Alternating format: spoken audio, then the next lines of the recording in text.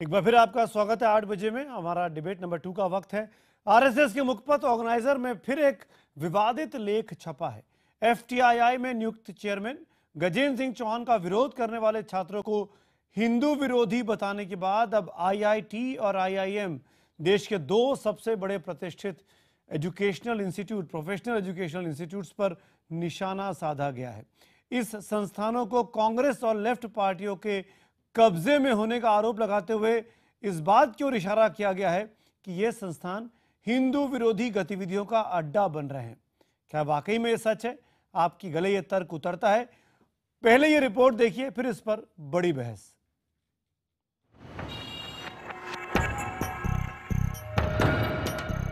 रुड़की देवभूमि हरिद्वार का हिस्सा है, इसलिए मांसाहारी खाना आईआईटी रुड़की के हॉस्टल में खाने की इजाजत नहीं थी।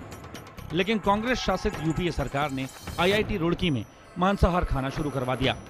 आईआईटी रुड़की में कर्मचारियों के लिए बने मस्जिद को यूपीए सरकार ने सामुदायिक बना दिया। अब सिर्फ आईआईटी के पास इसका कंट्रोल नहीं है। एनआईटी राउरकेला में छात्र कम्युनिटी हॉल में सरस्वती पूजा करते थे, लेकिन यूपीए सरकार के दौरान इस पर रोक लगा दी गई। आरएसएस के मुखपत्र में ये कुछ उदाहरण दिए गए हैं। एफटीआईआई के छात्रों को हिंदू विरोधी बताने के बाद अब आईआईटी और आईआईएम पर सवाल उठाए गए हैं। आरएसएस के मुखपत्र में लिखे गए इस लेख में यह साबित करने की कोशिश की गई है कि ये संस्थान लेफ्ट और कांग्रेस के कब्जे में है और यहाँ हिंदू विरोधी काम होते हैं। विरोधी आरोप लगा रहे हैं कि ये विचार आरएसएस के हैं। यही नहीं, पिछले दिनों दिल्ली आईआईटी में एक सेमिनार के दौरान रामदेव को बुलाने पर भी बवाल खड़ा हो गया है। कहा जा रहा है कि इन संस्थानों का भगवाकरण करने की कोशिश की जा रही है। हिंदुस्तान के इतिहास में पहली बार किसी ने कहा है that IITs are anti Hindu. अब technology is religion neutral, you all know that.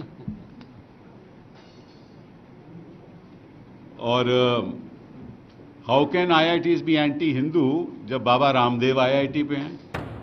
IIT में ग्रामीण विकास पर कोई संत नहीं बोल सकता। आखिर किस मानसिक दिवालियेपन से गुजर रहे हैं वामपंथी पत्रकार? बहरहाल, कुछ महीनों पहले जाने माने परमाणु वैज्ञानिक अनिल काकोडकर ने आईआईटी मुंबई के बोर्ड ऑफ गवर्नर के अध्यक्ष पद से इस्तीफा दे दिया था। उनका मानव संसाधन विकास मंत्री स्मृति ईरानी से आईआईटी के निदेशकों की नियुक्ति के तरीके पर मतभेद था। उनसे पहले आईआईटी दिल्ली के डायरेक्टर आर शिवगांवकर ने भी इस्तीफा दिया था। ऑर्गेनाइजर में छपे लेख में तमाम आईआईटी और आईआईएम डायरेक्टरों पर सवाल उठाते हुए उन्हें कांग्रेस या लेफ्ट का आदमी बताया गया है। There are leftist people, certainly leftist people, who are using certain institutions, but they are a very microscopic minority, but they are very strong people. They are using certain institutions, but we are contesting them on logical basis, on empirical basis, on factual basis. We are not giving any certificate to anybody that you are an anti-Hindu. केंद्र में BJP की सरकार बहुमत में है, इसलिए RSS की तरफ से उठाए जा रहे हर विचार और कदम पर भी देश की नजर है।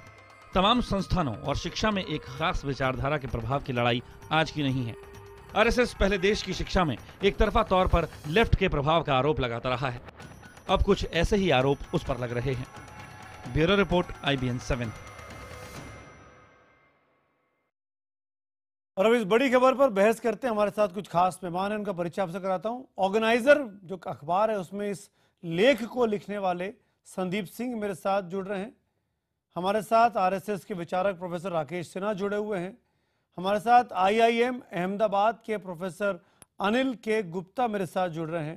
कांग्रेस के प्रवक्ता संजय झा हमारे साथ हैं और सीपीआई के नेता अतुल अंजान मेरे साथ हैं। संदीप, आपका आर्टिकल मेरे हाथ में है। इस आर्टिकल में आपने कुछ गंभीर बातें लिखी हैं। ये सबूत हैं क्या आपके पास कि नॉनवेज नहीं खाने दिया, पूजा नहीं करने दी? मेरे आर्टिकल का टाइटल बताएंगे आप जरा? आप बताइए, आपने लिखा है, आप ही बताइए। आप बहस कर रहे हैं, आप सुबह से चला रहे हैं सारी मीडिया, तो मैं समझना चाहता हूं कि मैंने कब लिखा ये चीज। मैं भी सुबह से बड़ा हैरान हूं कि किस बात पे बहस हो रही है। तो मैं जरा हेडलाइन सुनना चाहता हूं। मेरे टॉपिक का, लेख का शीर्षक क्या है? आपने पढ़ा ही होगा, बहस कर रहे हैं। मैंने नहीं पढ़ा, मुझे आप मेरे ज्ञानवर्धन आप ही कर दीजिए संदीप जी। हकीकत ये है कि आपने पढ़ा नहीं है। अब अभी थोड़ी देर पहले चर्चा कर रहे थे कि पार्लियामेंट को अकाउंटेबल होना चाहिए। मैंने लेख लिखा है मेकिंग बोर्ड्स अकाउंटेबल। आपको डर इस बात का है कि अगर बोर्ड्स अकाउंटेबल हो जाएंगे तो आपके जो चहेते लोग हैं एफटीआई या नालंदा जैसे में, वो एक्सपोज हो जाएंगे। इसलिए आपने इसको एकदम रंग भर दिया कि मैंने लिखा है एंटी हिंदू आईआईटी आईएम। इसमें पूरे लेख में आईएम का कोई जिक्र तक नहीं है। अब बिना पढ़े इस बात पे बहस कर रहे हैं। कपिल सिब्बल ने प्रेस कॉन्फ्रेंस की है। अजीब स्थिति है इस देश की। आपने लिखा अपने आर्टिकल में, और आपको अगर एग्जांपल्स चाहिए, प्रूफ चाहिए, मैं दिखा रहा हूं, देखिए रुड़की के बारे में आपने लिखा है आपको कुछ? दिखा रहा हूं, 14 सितंबर का मेल है आईआईटी मुंबई में D Parthasarathy department of humanities and social science का तीस्ता शीतलवाद को बच्चों को इनवाइट करने सुनने के लिए। आप तीस्ता शीतलवाद को हिंदू प्रेमी मानते हैं? उन्होंने एक डॉक्टर आनंद वेस्टमिनिस्टर यूनिवर्सिटी यूके से बुला के वहां पे जेके पे स्पीच रखा। उसमें उन्होंने ये कहा कि भारतीय जवान वहां रोज रेप करते हैं, कश्मीर भारत का हिस्सा नहीं है, और कश्मीरी पंडित भारत सरकार के खर्चे पर अयाशी करते हैं। जब एक महिला ने विरोध किया तो वहां गुंडों ने आईआईटी में घेर लिया। आप इसको भारतीय सपोर्ट का बताते हैं, भारतीय विरोधी नहीं मानते हैं। जब मैंने 1000 शब्द का आर्टिकल लिखा है कि मेकिंग बोर्ड्स अकाउंटेबल, तो आपको विषय सूझ रहा है कि उसमें वेज और नॉन वेज पे डिबेट किया जाए। आपको यह तक नहीं पता है कि टाइटल क्या है मेरे होल लेख का, जिसपे आप सुबह से चर्चा करने के लिए लोगों को बुला रहे हैं। फिर कपिल सिब्बल साहब को क्यों सामने आना पड़ता है? और मैंने ये भी लिखा है कि मिनिस्टर को क्यों सामने आना पड़ता है? संदीप सिंह गुप्ता जो है कम्युनिस्ट पार्टी के और कांग्रेस के राजेंद्र प्रसाद हैं बोर्ड में। सबूत क्या है उसका? आईआईटी का लिंक दिया है, आप देखिए। संदीप सिंह जी, कपिल सिब्बल को क्यों सामने आना पड़ता है? कपिल सिब्बल क्यों कहते हैं इस तरह की बात को आगे आके? मैं फिर संजय झा के पास आ रहा हूं। कपिल सिब्बल को पूछिए। अरे कपिल सिब्बल क्यों कुछ करते हैं, संदीप सिंह क्यों बताएं भाई? ये तमाम बातें कपिल सिब्बल ने की हैं। कांग्रेस ने बाकायदा औपचारिक तौर पर प्रेस कॉन्फ्रेंस कपिल सिब्बल को पूछना चाहिए था, आपको लेख पढ़ के उनसे पूछना चाहिए था कि संदीप सिंह ने ये लिखा है और आप बोल क्या रहे हैं। संजय झा जवाब देना चाह रहे हैं। पढ़े लिखे आदमी कभी नहीं बोलते। संजय झा जवाब देना चाह रहे हैं। संजय जी, आपको मेरी आवाज? आरएसएस कहीं गुप्त प्रवेश तरीके से क्या हमारे संस्थाओं को कैसे वो अपने कब्जे में लेगा, लेकिन अब तो सच्चाई यही है कि एक खुलेआम आरएसएस, चाहे आरएसएस अभी आप इसकी बात करें, आईआईटी आईएम की बात करें या एफटीआई की बात करें या एनसीईआरटी की बात करें। अरे जब स्मृति ईरानी खुलेआम, जब अखबारों में सब लोग बता रहे कि स्मृति ईरानी आरएसएस से बातचीत करके फिर भारत की टेक्स्ट बुक्स का भविष्य में तो उस पर टिप्पणी करेंगी। दीनानाथ बत्रा को ले लीजिए, बीएचयू को ले लीजिए, आप Indian council of cultural research को ले लीजिए, आईसीएचआर को ले लीजिए, हर संस्था में भारत का बोर्ड, सेंसर बोर्ड ले लीजिए, हर जगह आरएसएस का कब्जा हो चुका है। लेकिन इसमें दिक्कत क्या है संजय झा? संजय झा, क्या आरएसएस के लोग हिंदुस्तानी नहीं है? क्या आरएसएस के लोग हिंदुस्तानी नहीं है? क्या आरएसएस के लोगों को, आरएसएस से जुड़ी विचारधारा के लोगों को किसी पद पर नहीं रहना चाहिए?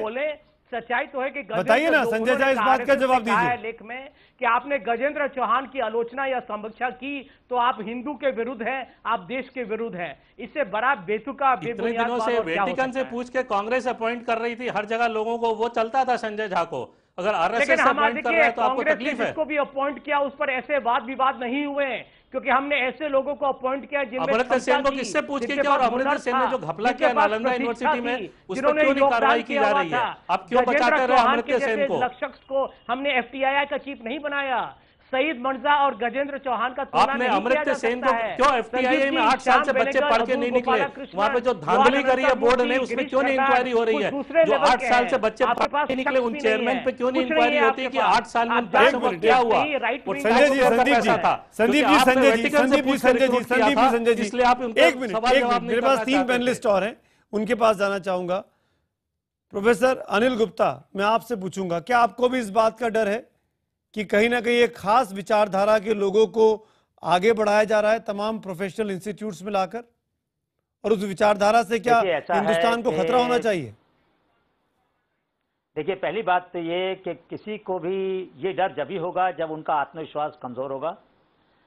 भारतीय प्रबंध संस्थान अहमदाबाद, जहां से मैं 34 साल से जुड़ा हुआ हूं, वहां पर हमारे विद्यार्थी हमारा मूल्यांकन करते हैं हर कोर्स में, हर साल, कि क्या हम कोई एक रूपता तो नहीं पैदा कर रहे उनके मन में। यानी कि अगर हमने कोई एक विचारधारा का बात उनको कही तो विद्यार्थी उसके खिलाफ लिखते हैं, बोलते हैं, और उनको हक है उस बात को बोलने का। तो हमारी जिम्मेदारी एक अध्यापक होने के नाते ये है कि बच्चों को दोनों पक्ष, जो भी पक्ष हैं, 2 हैं 4 हैं पक्ष, जो भी पहलू हैं, उनको पता चले।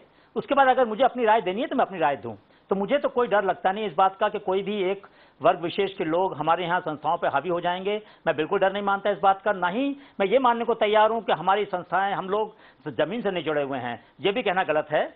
हाँ, ये बात सही है कि कोई भी एक वर्ग जो संस्था के प्रबंधन में शामिल है उसकी बहुत ज्यादा ताकत नहीं बढ़नी चाहिए। यानी फैकल्टी है, डायरेक्टर है, बोर्ड है और सरकार है, ये 4 वर्ग हैं, 4 सेक्शन हैं जो कि किसी संस्था के प्रबंधन के लिए जिम्मेदार हैं। इसमें बहुत ज्यादा ताकत ना बोर्ड के पास होनी चाहिए, ना सरकार के पास होनी चाहिए, ना प्रबंधन के जो डायरेक्टर उनके पास होनी चाहिए, या फैकल्टी के पास। फैकल्टी जो है वो फैकल्टी राकेश सिन्हा साहब, गवर्नेंस जो हमारे अध्यापक गण है ठीक, उनके जरिए ये संस्थानों का। राकेश सिन्हा साहब, क्योंकि आप खुद प्रोफेसर हैं और आप आरएसएस से जुड़े हुए हैं, इसलिए सवाल मैं आपसे पूछ रहा हूं, क्या बीते 60-70 सालों में जो बात संजय झा इशारा कर रहे थे, मैं आपसे पूछ रहा हूं, क्या आपको या आपके लोगों को ऐसा लगता है कि कांग्रेस की सरकारों के वक्त में आपके लोगों को आपकी विचारधारा को मुख्य धारा के साथ जोड़ने का मौका प्रॉपरली नहीं मिला, उचित तौर पर नहीं मिला, तो अब आपकी सरकार आई है तो आप अपने लोगों को मौका देंगे?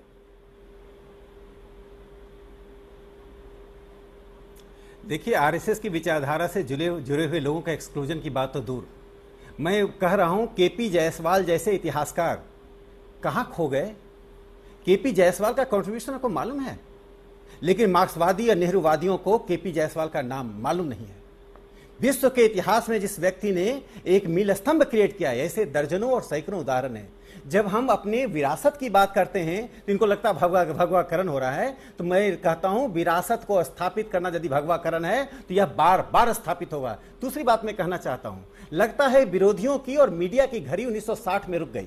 संघ के पास नेताओं की कमी नहीं है, यदि उनको अपनी बात कहनी होगी तो खुलकर मीडिया में आकर बात कहेंगे। किसी ऑर्गेनाइजर में यदि एक लेख छपता है, उस लेख को आप संघ का व्यू पॉइंट बनाकर डिस्कशन करते हैं, उस लेख पर डिस्कशन कीजिए। लेख में बहुत से विचारणीय प्रश्न उठाया है, कोई भी अनक्रिटिकल जोन में नहीं रह सकता, हर कोई अनक्रिटिकल जोन में है। आप चाहते हैं हम अनक्रिटिकल जोन में रहें? जहां तक बात है एंटी हिंदू एंटी इंडिया, हम मानते हैं कि आईआईटी और आईएम्स का बहुत बड़ा कंट्रीब्यूशन है। हम चाहते हैं ये दुनिया में सबसे एक्सेलेंस के इंस्टीट्यूशंस बने, हमारा एस्पिरेशन है, हमारी शुभकामनाएं हैं, और इसको प्रो पीपल फ्रेंडली बनना चाहिए, जैसे आईएम का सवाल है। फिर ये बोर्ड को चेंज करने की बात आर्टिकल क्यों कहता है? संदीप सिंह से मैं पूछूंगा बाद में, लेकिन राकेश सिन्हा जी आप जवाब दीजिए पहले जी। इन इंस्टीट्यूट्स के बोर्ड में जो पुराने लोग हैं उनको बदलने की बात क्यों की जा रही है? देखिए, मैं इतना कहना चाहता हूं कि आईएम के बोर्ड हैं, स्वायत्त रहे हैं। गुप्ता है कम्युनिस्ट पार्टी के। अब जहां कोई चीज की बात होती है, आपके लोग हैं, आपको दिखता नहीं है। क्या बात? मैंने लेख में लिखा है, आप पढ़िए उसको जी। नहीं, आप बोर्ड का देखिए, बोर्ड को किसी कॉर्पोरेट हाउस या कुछ क्लिक के अंदर रखिएगा। देखिए, एलिटिज्म नहीं चल सकता है, कुलीन लोकतंत्र नहीं चल सकता है। आप मास डेमोक्रेसी जोड़िए, शेड्यूल कास्ट शेड्यूल ट्राइब का रिप्रेजेंटेशन होना चाहिए। आईएम ऐसा नहीं लगना चाहिए कि एलियन है। भारत के अधिकांश लोगों को लगता है कि जैसे इंडियन इंस्टीट्यूट ऑफ मैनेजमेंट कुछ अजीब सी चीज है। इसका एक्सेलेंस को बढ़ाना चाहिए, इसकी स्वायत्तता बनी रहनी चाहिए। मैं नहीं कहता हूं, लेकिन स्वायत्तता पर डिस्कशन होना चाहिए। अतुल अंजान साहब बोलना चाह रहे हैं, लोगों से सलाह मांगी गई है। साहब आपकी बात सुन के इतना संवेदनशील क्यों बन रहे हैं? अतुल अंजान साहब रिएक्ट करना चाह रहे हैं। अतुल साहब, मैं आऊंगा संजय जी आपके पास। अतुल जी, मैं चलूं। देखिए सुमित जी, ये जो बहस चल रही है, ये बहस ये भारतीय जनता पार्टी की सरकार बनने के बाद ये बहस हो गई।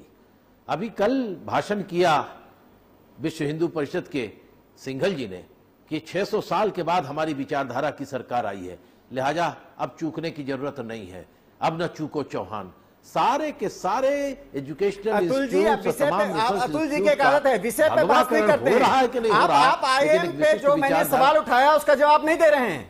अरे भाई राकेश जी, सुनोगे आप जितनी पूंजीपति की तरफ बात मत कीजिए। उससे ज्यादा मैं जो मैंने सवाल उठाया कि पूंजीपतियों के अधीन आईएम नहीं होना चाहिए, इसके बोर्ड पर पूंजीपतियों का कब्जा नहीं होना चाहिए। आप क्यों नहीं इसका जवाब दे रहे हैं? मैं आपकी सुन रहा था, सुनने का ताब रखो। केपी जायसवाल का नाम लेकर के बात कर रहे हो, आप सुनने का ताब रखो। आप अशोक सिंघल जी कहां आ गए आईएम के डिस्कशन में? नहीं है। अरे आरएसएस की बिल्डिंग नहीं, आप झंडे मुझे बताइए कि आईएम को ऑर्गेनाइजर रख करके प्रो पीपल क्यों होना चाहिए, मास डेमोक्रेसी से क्यों नहीं जुड़ना चाहिए? हमारा ये मुखपत्र है, क्यों नहीं कहते? आईएम का के सामाजिक आधार का विस्तार क्यों नहीं होना चाहिए? अरे आप तो वामपंथी हैं, आप तो कम से कम आईएम पे ठीक बात कीजिए। आप कहो ना हिम्मत, आप तो एक घोर पूंजीपति के दलाल की तरह बात कर रहे हैं। आज चाहते हो चित भी और पट भी, आप पूंजीपति के दलाल के रूप में बात कर रहे हैं। आईएम के ऊपर आपकी वाजपेयी के जमाने में ओझा और ओझैती इसको आपने क्लास बुक और टेक्स्ट क्या नियम की बात कर रहे हैं? आईआईएम में शेड्यूल कास्ट के कितने बच्चे आज तक पहुंच पाए? 60 साल में शेड्यूल कास्ट के कितने बच्चे पहुंच पाए? अंदर जितना आपका सरोकार है? क्या है वो लोगों क्या को जनता के प्रति आपका सरोकार है? लोगों को क्या नए ज्ञान के नाम पर सरोकार हिंदू है? होना गुनाह नहीं है, लेकिन साइंटिफिक टेम्परामेंट, वैज्ञानिक सोच, प्रगतिशील सोच, संविधान के प्रोफेसर गुप्ता बोलना चाह रहे हैं, एक मिनट, क्योंकि आईआईएम पे सवाल खड़ा हो रहा है। प्रोफेसर गुप्ता ने हाथ तो आईआईएम की जब बात करेंगे तो आईआईएम के एक आदमी से प्रोफेसर की बात सुन लीजिए। एक चाहते हो दूसरे मजाक को रहने दीजिए अंजान साहब, कभी और करेंगे मजाक। आप भारतीयता की बात कम्युनिस्ट पार्टी वाले जितना कम करें उतना अच्छा है। आपको समझिए क्या है प्रोफेसर मेरा आपसे अनुरोध है, मेरा अनुरोध है कि आईआईटी और आईआईएम को दलगत राजनीति से अलग रखा जाए। वो ना तो कांग्रेस की है ना वो बीजेपी की है, वो इस देश के लिए समर्पित है। हम लोग अपने संस्थानों में जो पढ़ाते हैं बच्चों को, उनको देश के लिए तैयार करते हैं। कुछ बच्चे देश में काम करते हैं, कुछ बाहर जाते हैं। जैसा माहौल हम बनाएंगे उन बच्चों को रोकने का, उनको यहाँ रख के करके यहाँ रोककर उनका आगे देश में योगदान बढ़ाने का, वो हमारी जिम्मेदारी है। 5000 से ज्यादा किलोमीटर चला हूं प्रोफेसर गुप्ता, आप मुझे इस बात का जवाब दीजिए कि क्या आरएसएस की विचारधारा देश विरोधी है? क्या आरएसएस की विचारधारा को मानने वाले लोग भारतीय नहीं है? देखिए, मैं ऐसा कभी नहीं कहूंगा कि कोई भी विचारधारा देशद्रोही हो सकती है। मेरा मतभेद हो तो मैं उस विचारधारा के बारे में बहस करना चाहूंगा, लेकिन मुझसे ये कहा जाए कि मैं जमीन से जुड़ा नहीं हूं, हमारा संस्थान जमीन से जुड़ा नहीं है, हमें भारतीय संस्कार के बारे में कोई अनुभव नहीं है, कोई समझ नहीं है, ये जरा अतिशयोक्ति हो गई। आपको थोड़ा सा आपको अपने भावों को सीमा में रखना पड़ेगा, सीमा में रखना पड़ेगा। सारे आईआईटी के डायरेक्टर्स को ये मजबूर कर रहे हैं कि वो छोड़ के कैंपस जाएं। संजय झा, नहीं, ये गलत बात है। देखिए अनिल जी एक मिनट, संजय झा को, अतुल जी, मेरा अनुरोध कि नरेंद्र मोदी भूतपूर्व आरएसएस के प्रचारक रहे हुए हैं, उनके बारे में आरएसएस और बीएचपी ने कहा है कि वो तो he is a champion of Hindutva, वो हिंदुत्व की चैंपियन है, वो तो हिंदुत्व का प्रचार करेंगे ही। और इनका नीति क्या है, इनकी रणनीति क्या है? प्रधानमंत्री चुप रहेंगे, लेकिन मोहन भागवत जो अध्यक्ष कांग्रेस और कम्युनिस्ट मुझे समझ में नहीं आती है।